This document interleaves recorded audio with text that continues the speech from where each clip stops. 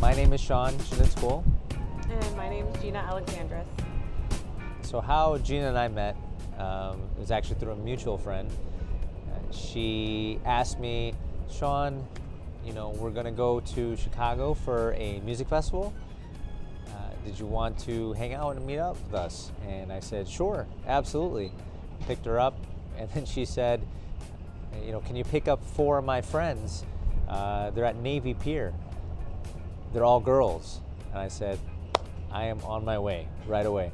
Gina was the first person I saw when I pulled up in my Toyota Camry, and I was so eager to meet her and meet all of her friends. I said, let me get your bag, let me put it in my trunk.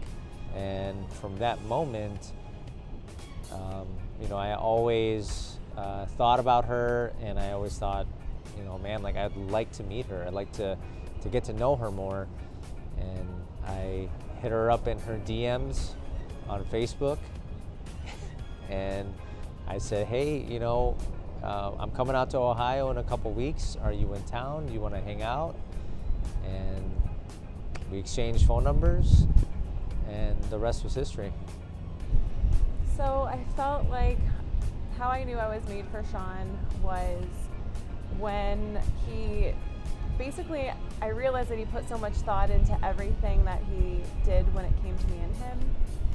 For instance, when he asked me out, I remember that day very vividly where nothing was going right. There was something that was in the way of our plans, but I just remember thinking, it doesn't really matter what we're doing as long as we're hanging out. We were talking at the time for 3 months, and I came back to Chicago just to see kind of where we were at with that. So everything was going wrong that day, and we still made time to do what he had planned. It ended up being 3 o'clock in the morning, and we literally ran across Lakeshore Drive.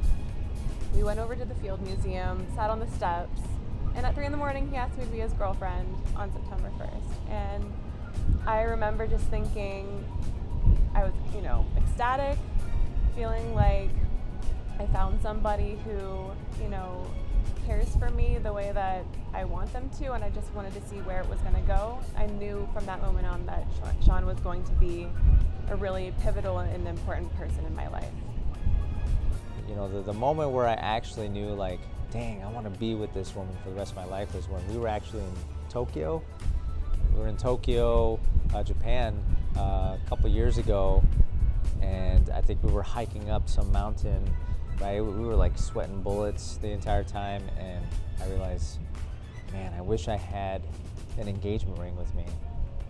We got to the summit, and I'm like, man, this would be such a special moment. We were with her sister, and it was just her and I, and right then and there I knew you were gonna be the one for me.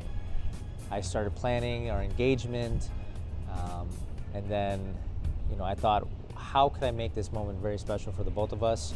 So we ended up coming here to Navy Pier, and Navy Pier was the place that we first met. So I was like, you know what, on September 1st, 2019, we're going to come here to Navy Pier, and I'm going to propose to her in front of all of her friends. So I called up her parents.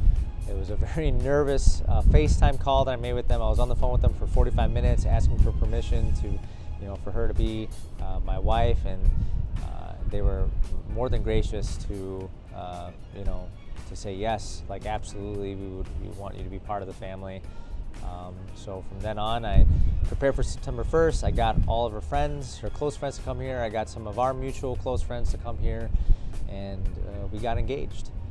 I went down on one knee in one of my favorite shoes, Air Jordan 14s, the last shots Michael Jordan wore when he hit the game-winning shot. Just some tidbit there.